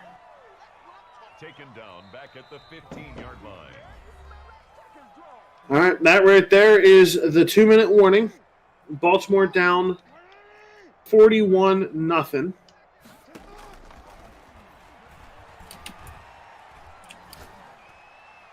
RB might get open here. If J.K. Dobbins can outrun, that is a great play, great catch down to the 31-yard line.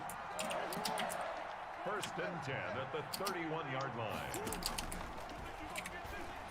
Coming out in 4 verticals. Y got a great great shed there. Touchdown, Ravens. That's what he's been looking for. He's been looking for that big play to get them in the end zone. The extra point is good. Makes the score Bengals 41, Ravens 7. Jason Sanders 1 minute, 18 seconds left for Cincinnati in the half to go ahead and try to score. Hey, we got a touchdown.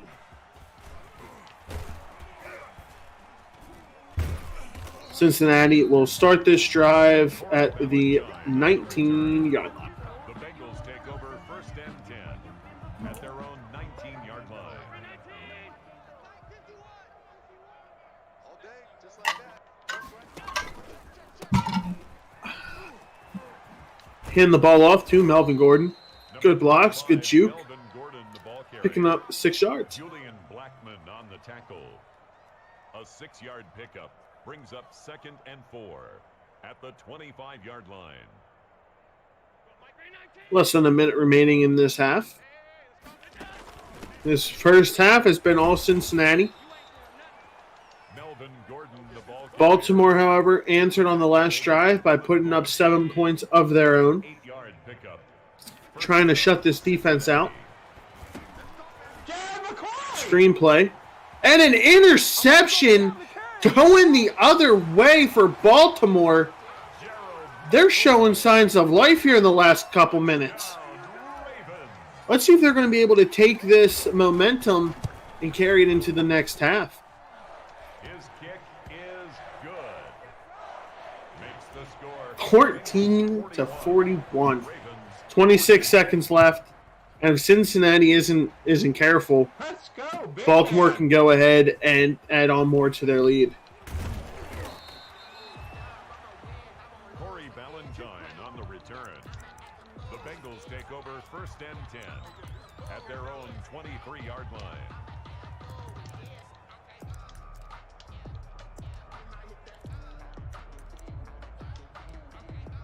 See here, he's going to come out looking for a good defensive play to call. I got you.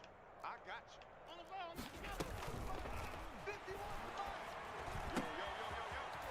you. Ball gets thrown down to DJ Moore. 13 yards. Picks up a few yards. Bengals call a timeout. 17 seconds left in the half.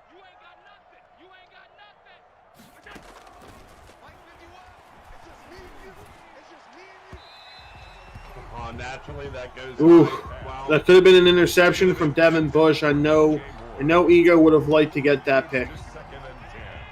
You get a good return there. You try it. You can take it back all the way. You got 21 points in under 2 minutes. Even if you get a field goal Can I at get 17 an points, as you see right there, more good defense by the Ravens, For DJ Moore. shutting down any big plays that the Bengals are trying to get. And 10. Ravens are looking to come out here in nickel defense. Watch the slant.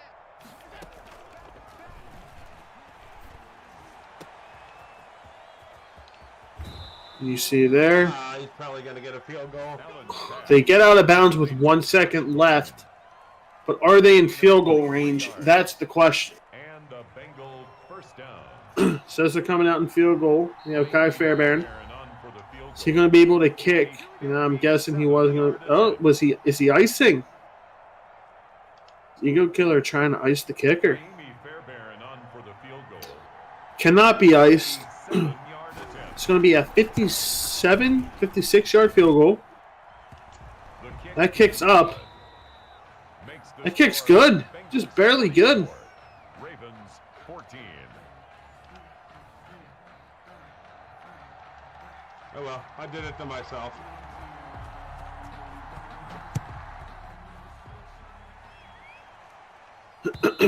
All right.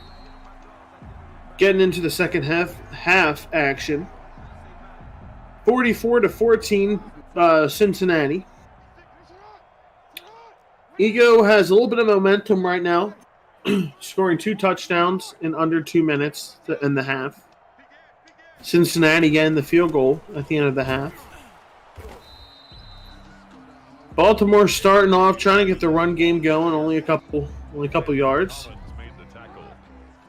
1 yard gain brings up 2nd and 9 at the 26-yard line. Let's see what he's going to be looking for. No, that's the wrong button. Hey! Ooh. Oh my God, he's able to throw off of his back foot to Rob Gronkowski, who comes back and gets the ball. 1st and 10 at the 41-yard This is the game we were expecting to see out of Ego. Right there, Ingram takes the ball right up the middle for a 18-yard run. Baltimore 1st down. 1st and 10 at the 24-yard line. Looks like he's going to come out in a quarterback J.K. Dobbins read here. Picks up a couple more yards. 22-yard line. A gain of a yard brings up 2nd and 9. Mike 56. I'm coming. Report. Check. Hey, report. Sit up.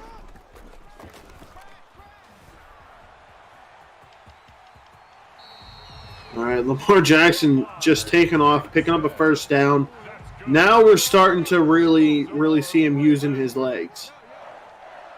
1st and 10 at the 11-yard line.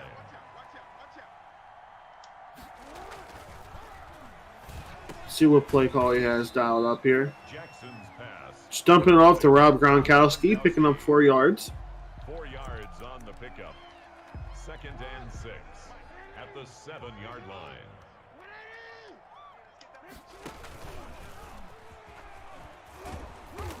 See if he's going to... Oh, no, he took the ball, but unfortunately blocks it, didn't set up. It's a loss of 2. Loses a couple on the play. And 8.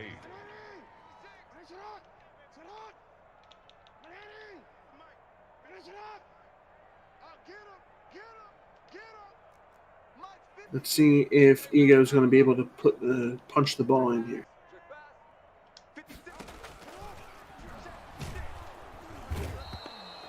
All right. That's a sack right there. No? Did he get the... Yep. Had a touchdown. Sack. Let's see if he's going to take a field goal. He's going to go for it. Can't really settle for field goals right now. No, he's going for it. 4th and 16. You got to get the ball in the end zone.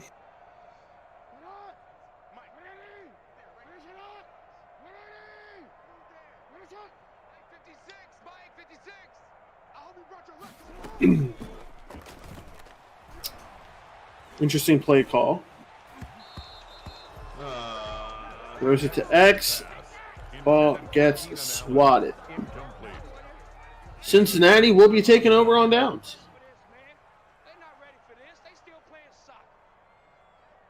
Let's see if Ego's good defense is going to be able to carry over. Allen's pass complete to DJ Moore. A gain of Nice little completion right there for the Bengals. Picks up a 1st down. Cincinnati.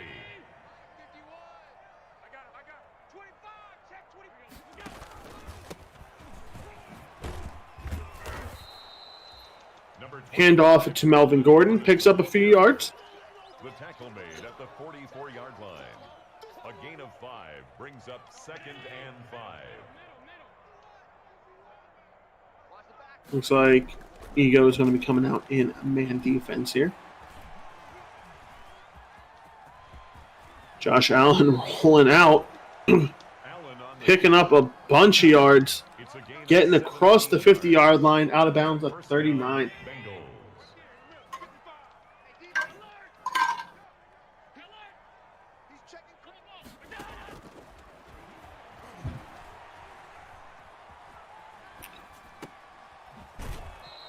All right, you see there. Dump off to Melvin Gordon. Picking up 7 yards.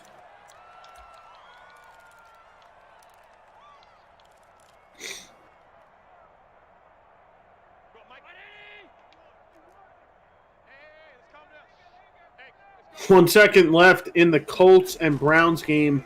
That score is Colts 79, Cleveland 29. That game was close going to halftime. The Colts just missed a 50-yard touchdown pass by a few yards.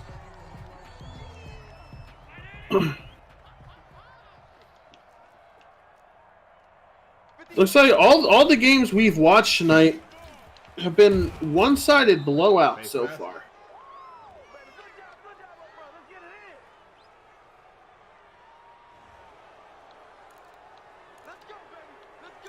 Face mask call by Matthew Judon.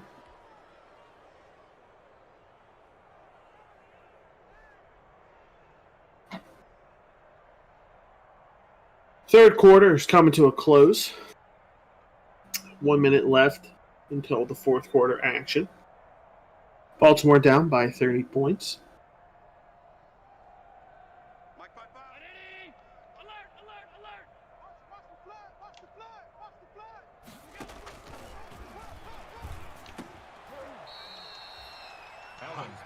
Let's see, gets it to, I want to say that's Josh Gordon. Brings up 2nd and 2. Gets it to Gordon. 2nd and 2 from the 5-yard line.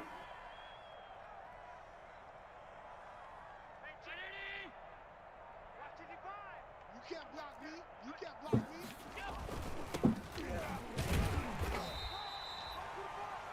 me. Melvin Gordon able to push up there for a yard, not able to pick up the first down. And that is going to bring the third quarter to an end. 8 more minutes of action here on our Wednesday night Madden 21 Fantasy Franchise League. Final 8 minutes of Week 5 action. Melvin Gordon, does he pick up the first down? No, he does not. 4th and inches. Cincinnati opting to go for it. Coming out in 5 wide. I'd watch a QB draw here. No, it's an actual pass, but he runs it in with Josh Allen, celebrates on him. That right there marks all 3 games shown on stream tonight have gone to at least 50 points. As you see there, he misses his 2nd PAT of the night. The Ravens take over 1st and 10 at their own 25. 7.5 minutes left for Ego Killer 43 to make something happen. Cincinnati, their offense has just been absolutely dominant.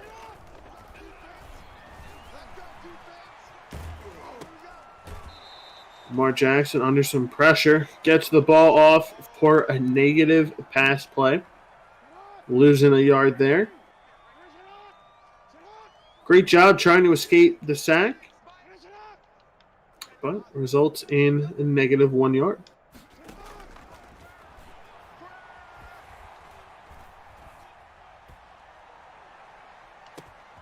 Trying to go deep to Keenan Allen. What a catch! Goes down to the 28-yard line. Keenan Allen, shorthand wide receiver. It looks like we're going to audible here to an RPO. Good job in handing that ball off, picking up a few yards. It's a pickup of 3. Brings up 2nd and 7 at the Bengals 25. Comes out in 4 wide. Keenan Allen on a streak. That's where he goes. Throws the interception as he was thrown out of the sack. Bengals get another turnover. Up 36 points. We got a pause.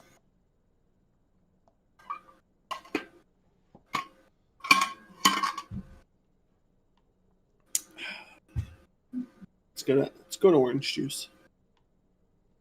Very good. They'll take over 1st and 10. Game's still paused. 10-yard line. Now we're back in the action here. Under 6 minutes to go.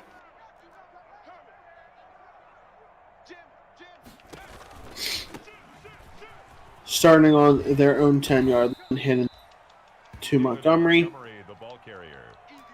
The tackle made by Devin Bush. A gain of 4. It's now 2nd and 6 at the 14-yard line.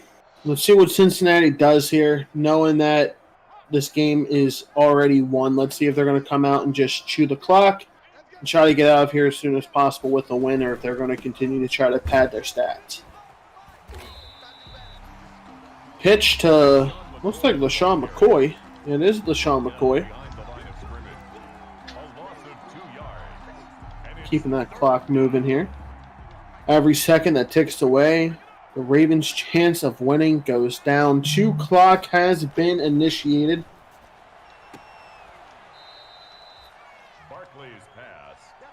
Beautiful throw to David Moore. Matt Barkley has entered the game. They don't want their players getting hurt. Makes absolute sense. I wouldn't want my quarterback getting hurt either. Little dump down pass to Moore. Gets rocked as he moves up to the 41-yard line. Gain of 15. First down, Cincinnati.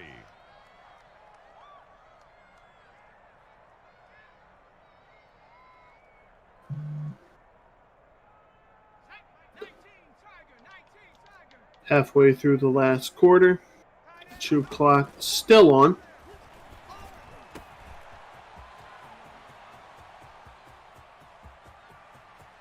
And that right there looks like it's going to be a 59-yard touchdown.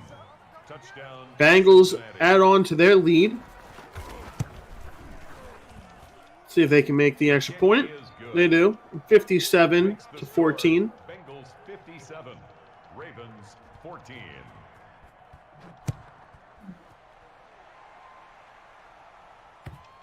Let's see if Bobby saw has a little bit of fight left in him. First and 10 at their own 25-yard line.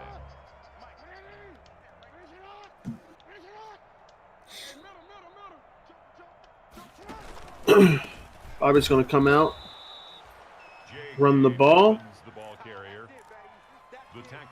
get stopped for a loss of 4. Down back at the 21-yard line.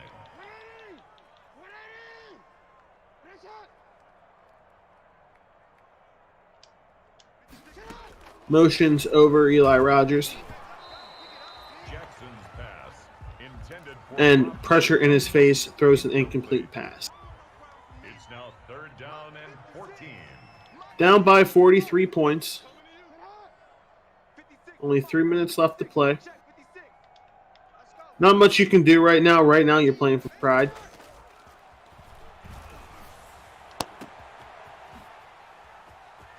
Beautiful read to J.K. Dobbins.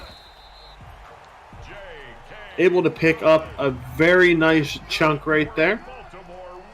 Gets to the opponent's 33-yard line. First and 10 at the 33-yard line.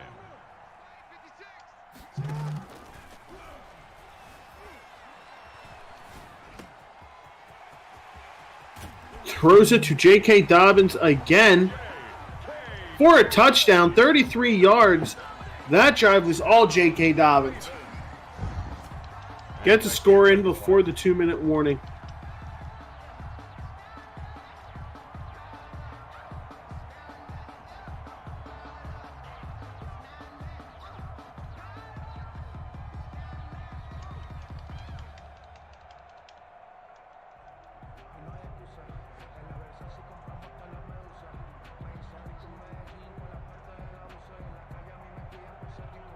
See, as we're waiting for him to go ahead and pick a play.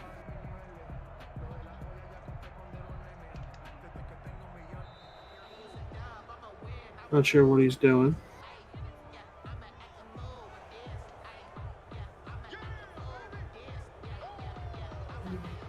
Jason Sanders for the extra point. Not sure what the point of that was. I never know the method to Bobby's madness. Good. Makes the score Bengals 57, Ravens 21. Bengals get the ball back. Let's see if they're going to just run the clock out or if they're going to continue to try to First and 10 add on to their lead. at their own 25-yard line.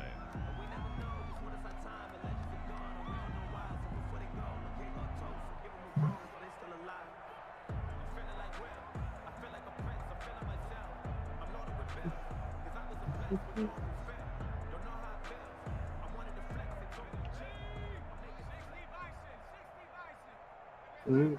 Matt Barkley still in the game. At quarterback, hands the ball off to Melvin Gordon. Melvin Gordon, the ball carrier, brought down at the 30-yard line. It's a gain of 5.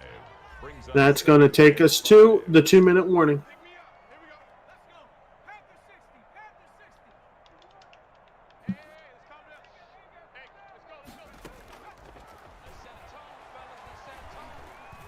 Coming out, passing the ball. Barkley's Able to find Walker on the 45-yard line. a gain of 15. First down, Cincinnati. Big stop, let's go.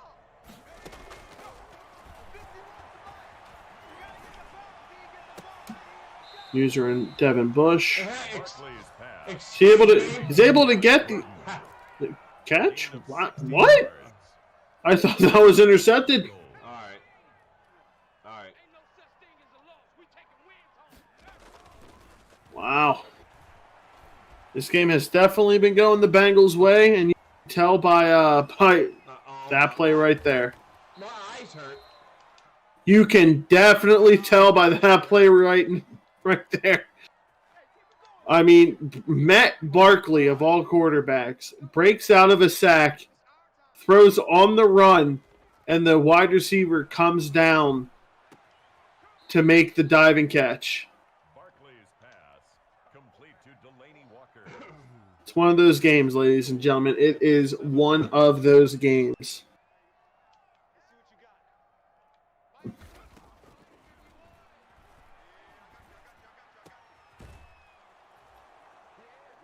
Barkley's pass. And then he gets another touchdown Touchdown, Cincinnati. for the cherry on top. 35 seconds left in this game. Cincinnati is going to take the win. Bengals 64, Ravens 21.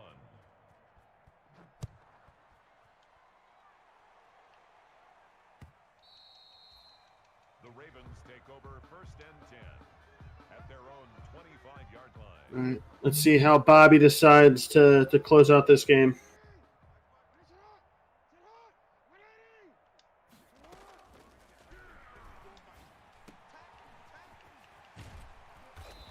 Dumps it down to Rob Gronkowski. Gets up to about the 42-yard line. Good for a Baltimore Raven. First and 10 at the 42-yard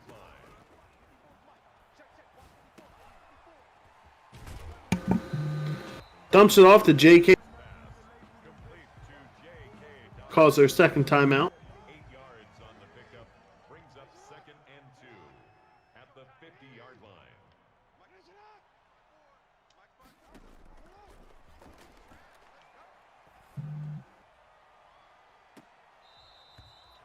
Throws a deep pass. Intended for Keenan Allen. Gets knocked out of bounds. Brings up third down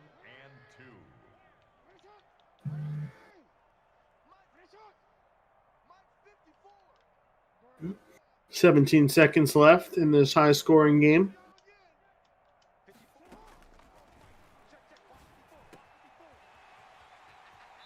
Just want to thank everyone for tuning in here. This has been Week 5 of the NACL Madden League. Thank you to all of our sponsors.